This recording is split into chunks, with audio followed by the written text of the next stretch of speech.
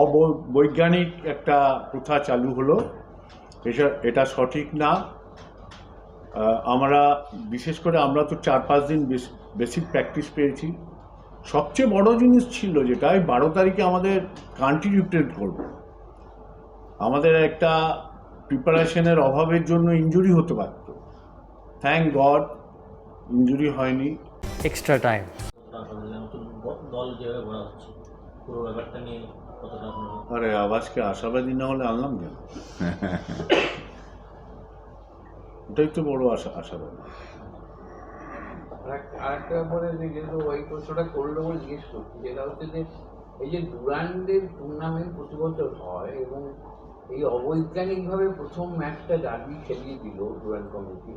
যদিও এখানে অনেক সমস্যা থাকবে, বলতে গেলে প্রবলেম হবে, কারণ মিলিটারি আন্ডারে থেকে মিলিটারি সম্পর্কে বলতে খুব অসুবিধে পড়তে হয় ক্লাবগুলোকে। কিন্তু আপনার কিন্তু মনে হয় না যে এটা মানে আমি 5-7 বার বলেছি সংবাদ মাধ্যমে, অবৈজ্ঞানিক একটা প্রথা চালু হলো, এটা সঠিক না। আমরা বিশেষ করে আমরা তো 4-5 দিন বেসিক প্র্যাকটিস পেয়েছি। সবচেয়ে বড় জিনিস ছিল যেটা 12 তারিখে আমাদের কান্ট্রি রিপ্রেজেন্ট করব। আমাদের একটা প্রিপারেশনের অভাবের জন্য ইনজুরি হতে পারত। থ্যাংক গড ইনজুরি হয়নি। সেটা তো আমার কান্ট্রি লস করত।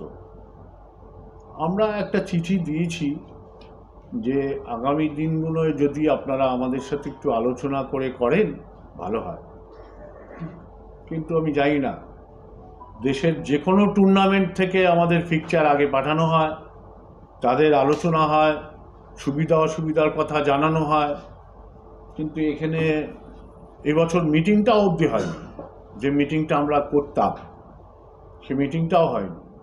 হয়তো নতুন কমিটি সামনের বার এটা ঠিক হয়ে যাবে, আশা রাখবো।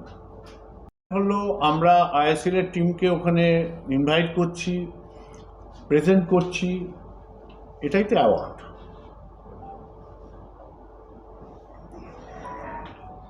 এবার আমার যেটা প্রশ্ন সেটা হচ্ছে যে আপনাদের এই মুহূর্তে স্ট্যাটাসটা কি ইনভেস্টারের সঙ্গে, যারা পুরনো ইনভেস্টার, কারণ আপনাদেরকে এএফসির নাম চেঞ্জ থেকে লাইসেন্সিং ক্রাইটেরিয়ায় সব কিছু চেঞ্জ করার একটা ব্যাপার থাকে এক্ষেত্রে, সেই স্ট্যাটাসটা খালি যদি একটু বলেন।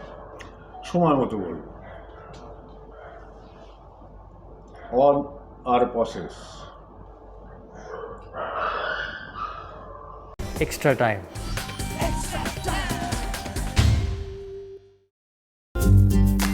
লেটেস্ট নিউজ আর এক্সক্লুসিভ ভিডিওর সঙ্গে আপডেট থাকতে এখনই সাবস্ক্রাইব করুন আমাদের ইউটিউব চ্যানেল। বেল আইকনে ক্লিক করতে ভুলবেন না যেন।